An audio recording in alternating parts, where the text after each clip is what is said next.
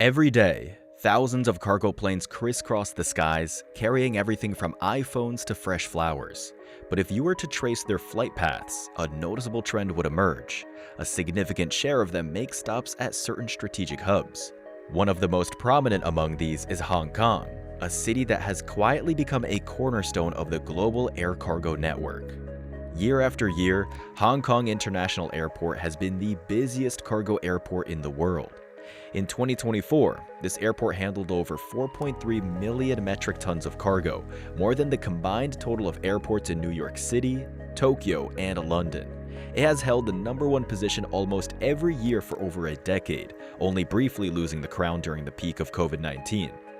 Now, considering the fact that America is the biggest consumer in the world and China is the biggest manufacturer, one might assume that the busiest cargo airport would be either in America or mainland China, maybe somewhere like Memphis, hub for FedEx, or Shanghai, the manufacturing powerhouse. But it's not.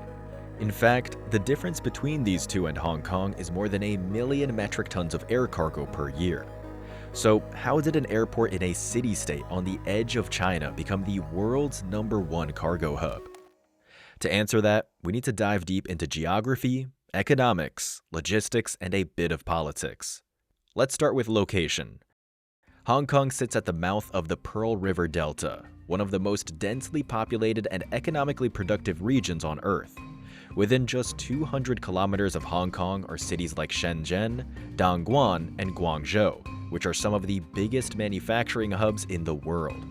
More importantly, these cities are the biggest manufacturers of the goods that are specifically transported through air, which are electronics, textiles, and pharmaceuticals.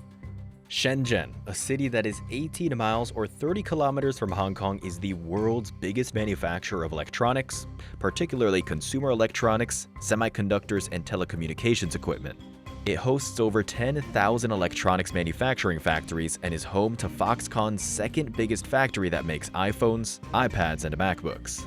Similarly, Guangzhou, which is 75 miles or 120 kilometers from Hong Kong, is the biggest manufacturer of textiles in the world and is also a massive manufacturer of electronics. It produces 40% of the world's denim, which is massive. Now, the reason why this matters is because a large chunk of this manufacturing from Shenzhen, Guangzhou, and other cities in the Pearl River Delta is transported through Hong Kong, and the numbers are indeed substantial. Around 40 to 50% of all air cargo processed at Hong Kong Airport originates from mainland China, particularly these southern cities. That adds up to nearly 2 million metric tons of air cargo per year. So why is so much of this cargo being routed through Hong Kong instead of being shipped directly from airports in mainland China? The answer lies in Hong Kong's unique status.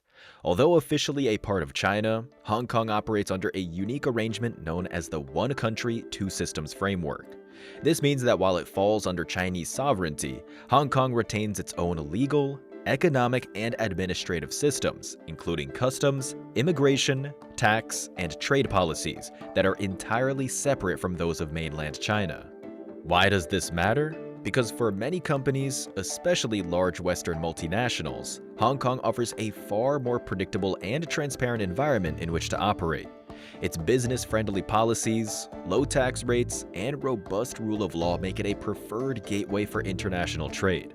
Unlike the mainland, where bureaucracy can be more opaque and regulatory procedures more cumbersome, Hong Kong is known for its streamlined systems, efficient governance, and global reputation for integrity in commerce.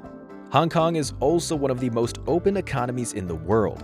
It charges 0 tariffs on most imports and exports. There's no value-added tax and no customs duties, whereas China imposed value-added tax on exports, which is refunded, partially refunded, or not refunded at all, depending on the product and policy. On top of all this, the Chinese airspace is tightly controlled by the military, leading to frequent delays and rigid slot allocations. Roughly 70 to 80% of China's airspace is reserved for military use, and civil aviation operates in narrow, designated corridors and requires military clearance for many changes, which can cause slower turnover time for flights. Hong Kong, by contrast, has a much more flexible and internationally aligned air traffic control system that operates independently of the mainland. This difference alone gives companies a significant logistical advantage. Now, to picture how the transportation happens in reality, let's say you're Apple, and you have to ship iPhones made in Shenzhen to Europe or the US. Doing so directly from mainland China would involve navigating complex export permits, slower customs procedures, and longer hold times. So instead, you truck those iPhones just a few hours south into Hong Kong. Once they cross the border, they enter a completely different regulatory environment where export processing is ultra efficient and customs clearance is among the fastest in the world, often taking as little as 30 minutes. By doing this simple airport switch, you've likely saved millions of dollars because the iPhone is a time-sensitive product that needs to reach retail shelves quickly and simply can't afford delays. This logistical flexibility is no small advantage. Over the years, it has transformed Hong Kong into the default air export zone for a vast share of goods manufactured in southern China. But it's not just China that relies on Hong Kong for cargo movement.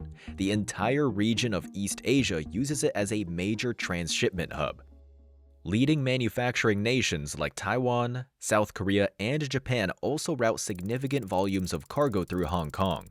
This reliance is not only because of Hong Kong's logistical advantages, but also because of its vast global network. You see, Hong Kong is strategically located at the heart of East Asia. It lies within a 5-hour flight radius of half the world's population and 45% of global manufacturing output. Because of this, it has become a key regional hub for major multinational cargo airlines and logistics companies like UPS, Atlas Air, and DHL, in addition to domestic ones. And since Hong Kong functions as a central hub, it offers an extensive network that manufacturers across East Asia can leverage to transport their goods almost anywhere in the world, often in a single flight. This makes Hong Kong International Airport an ideal location for transshipment, where cargo stops briefly to be sorted, repackaged, and forwarded to its final destination, and it has no taxes, so it's even better.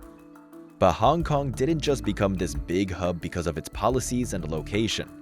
The airport and its facilities play a big role, which was especially built for cargo dominance. In 1998, the Hong Kong government opened Chur La Joc, an entirely new airport on reclaimed land. It replaced the famous and cramped Kai Tak Airport, which was located in the middle of the city. But the star of the show isn't just the airport, it's the cargo terminal. Super Terminal 1, run by Hong Kong Air Cargo Terminals Limited, is one of the largest and most advanced air cargo terminals in the world. It processes over 1.5 million tons of cargo annually, has over 3,500 built-in storage positions, and can handle cargo from 20-plus aircraft at once. It's optimized for speed, efficiency, and volume. There's even a 24-hour customs center operating with AI and X-ray scanning tech to clear goods quickly and securely. But this is not the only cargo terminal at the airport. There are 4 more terminal buildings totaling up to 5, which serve over 20 cargo airlines. That said, Hong Kong's cargo dominance isn't bulletproof. The city has faced challenges, from the 2019 protests to rising competition from the mainland. Shenzhen and Guangzhou, for example, have been rapidly upgrading their airport and logistics infrastructure, offering lower fees and tax incentives compared to other mainland cities.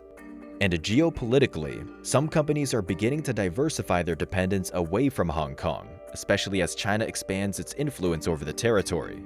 Still, Hong Kong is responding with investments in automation, expanding its third runway, and building new smart cargo hubs to retain its edge.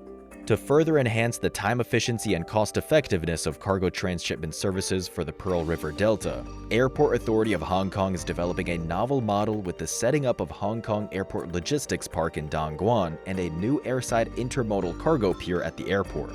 Under this new intermodal model, security screening, palletization, and acceptance for Pearl River Delta export cargo can be completed in advance in Dongguan, and then shipped seamlessly to the airside of Hong Kong Airport by sea for direct air transshipment to overseas destinations, without the need to undergo security screening again at the airport.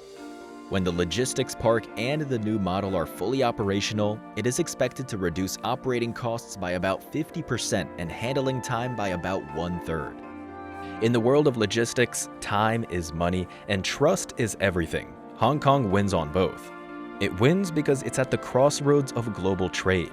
It wins because it offers speed, predictability, and legal clarity. And it wins because it connects factories to runways and runways to the world better than anyone else. In a world increasingly defined by next-day delivery and just-in-time manufacturing, Hong Kong International Airport is not just a place, it's a beating heart of the global economy. And that's why it's the busiest cargo airport in the world. Thanks for watching. If you enjoyed this video, hit like, subscribe, and let us know in the comments what global hub you'd like us to cover next.